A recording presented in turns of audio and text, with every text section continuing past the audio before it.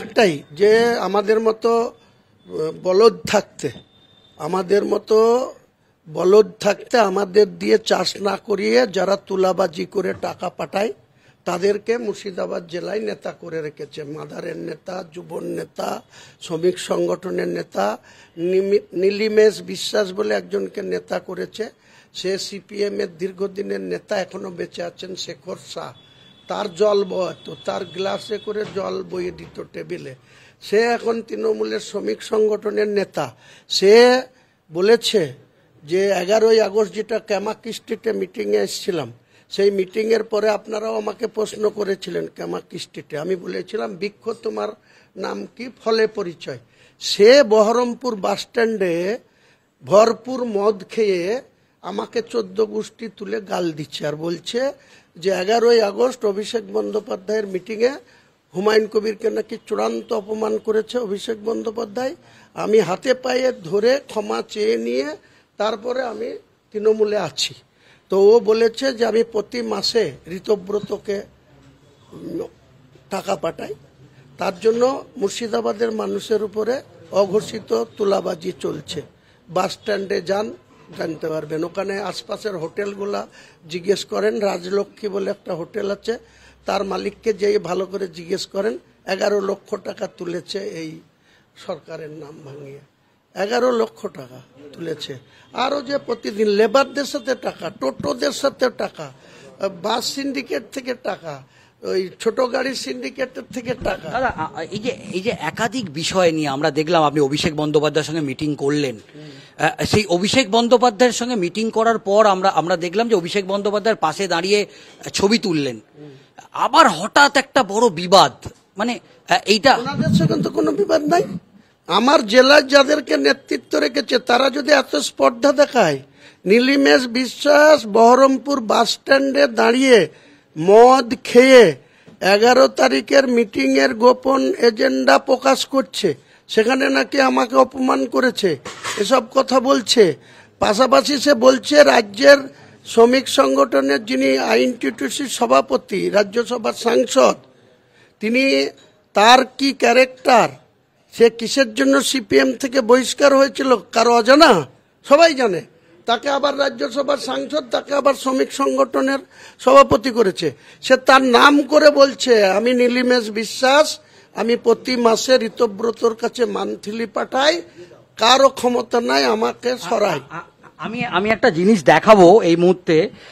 আপনি বলছেন দল ছাড়বেন, কিন্তু আপনার দুটো নাম্বার আছে, আমরা দুটো নাম্বার দেখাবো আমাদের দর্শকদের। এবং আপনি বলছেন যে আপনি নতুন রাজনৈতিক দল করবেন, কিন্তু যে দুটো নাম্বার হুমায়ুনদার আছে, দুটো নাম্বারে যেটা অভিষেক বন্দ্যোপাধ্যায়ের ছবি। এখনো পর্যন্ত আমরা দেখছি যে দুটো যে ফোন নাম্বার আছে সেই ফোন নাম্বারে হুমায়ুনদার সঙ্গে অভিষেক বন্দ্যোপাধ্যায়ের ছবি আমাদের দর্শকদের একটু দেখাবো। এবং এর আগে 22শে ডিসেম্বর পর্যন্ত থাকবে। 22শে ডিসেম্বর যেদিন আমি নতুন দল লঞ্চ করব, আমার বাড়িতেও মমতা ব্যানার্জির ছবি টাঙানো আছে, অভিষেক ব্যানার্জির আমার অফিস ঘরের ছবি টাঙানো আছে।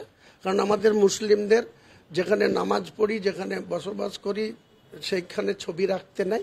আমার অফিস ঘরে মমতা ব্যানার্জির ছবি, অভিষেকের ছবি আছে। আমার হোয়াটসঅ্যাপে আপনি বলছেন তৃণমূল কংগ্রেস ছেড়ে দেবেন, নতুন রাজনৈতিক দল করবেন, কিন্তু আপনার দুটো ফোনের যে ডিপি সেখানে অভিষেক বন্দ্যোপাধ্যায়ের ছবি আছে।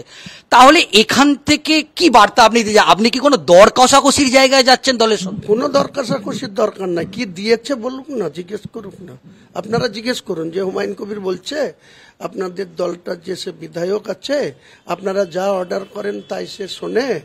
আপনারা বাংলাদেশে ছিল, অর্ডার করেছিল, 10 লাখ টাকা খরচ করে বিজয়ার মিটিং করেছি। মুর্শিদাবাদ জেলায় যতগুলা বিজয়া হয়েছে, যত ব্লকে, সব থেকে বেশি ভরতপুর 2 সালার মুজাফফর আহমদ মহাবিদ্যালয়ে 13ই অক্টোবর 15,000 লোকের জমায়েত করেছি। সেটা খরচা হয় না। 1 টাকা দিয়েছে নাকি জিজ্ঞেস করুন, 1 টাকা দিয়েছে নাকি জিজ্ঞেস করুন। সব আচ্ছা, নতুন রাজনৈতিক দল করার আগে আপনি নিশ্চয়ই বিধায়ক পদ থেকে ইস্তফা দেবেন? কেন, কিসের জন্য? কোনো দরকার নাই। এই যারা বিধায়ক পদ থেকে ইস্তফা না দিয়ে 18 সালে এসেছিল অপূর্ব সরকার, 19 সালে যখন লোকসভার প্রার্থী করলো তখন রিজাইন দিয়েছে। ওই আবু তাহের খান তখন রিজাইন দিয়েছে। আর 21-এ যখন মনোনয়ন করেছে তখন অবধি ওই কানাই চন্দ্র মণ্ডল, ওই আব্দুর রেজ্জাক, এই আকরুজ্জামান, এই যত সব আশিস মার্জিদ, যত সব বিধায়ক থেকে দলে ঢুকেছিল 18-তে, 21 পর্যন্ত তারা রিজাইন দিয়েছিল। আমি রিজাইন কেন দেবো? একবার রিজাইন দিয়ে তো আমি বোকা বেনেছি, সততা দেখাতে গিয়ে তো আমি কিভাবে আমার সঙ্গে দুর্ব্যবহার হয়েছে।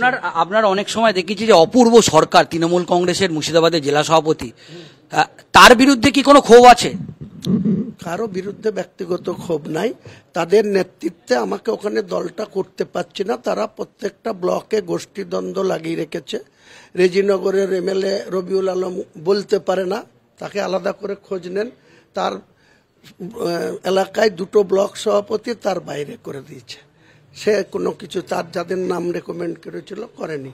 আমি 2023 সাল থেকে মমতা ব্যানার্জি, অভিষেক ব্যানার্জিকে বলার পরেও আমার ব্লকের ব্লক সভাপতিদের সরিয়েছে, তাদের প্রমোশন হয়ে জেলায় জেনারেল সেক্রেটারি হয়ে গেছে। কিন্তু আমি যে 2জনের নাম দিয়েছিলাম আজ পর্যন্ত তার ডিক্লেয়ার হয়নি। কাজেই আমাকে অত বেশি কচাবেন না। আমি মুর্শিদাবাদে একটা আমরা দেখছি যে বারবার একটা গোষ্ঠী দ্বন্দ্বের অভিযোগ উঠছে, বিভিন্ন সময় আপনি মুখ খুলছেন, বিভিন্ন ধরনের কথা বলছেন। শেষ পর্যন্ত তৃণমূল কংগ্রেসের যে গোষ্ঠী, একাধিক গোষ্ঠী, শেষ পর্যন্ত আপনি না পেরে কি নতুন রাজনৈতিক দলের রাস্তা বেছে নিলেন? দেখুন, এসব অপ্রাসঙ্গিক প্রশ্ন।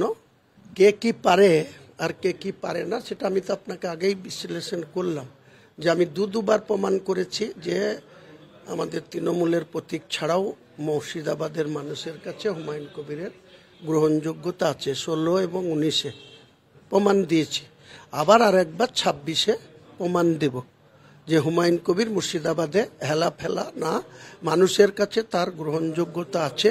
সে মানুষের জন্য রাজনীতি করে, নিজের সম্পদ বাড়ার জন্য না, এবং নিজে কারোর সাথে ধিকফাজিল কিছু করে না।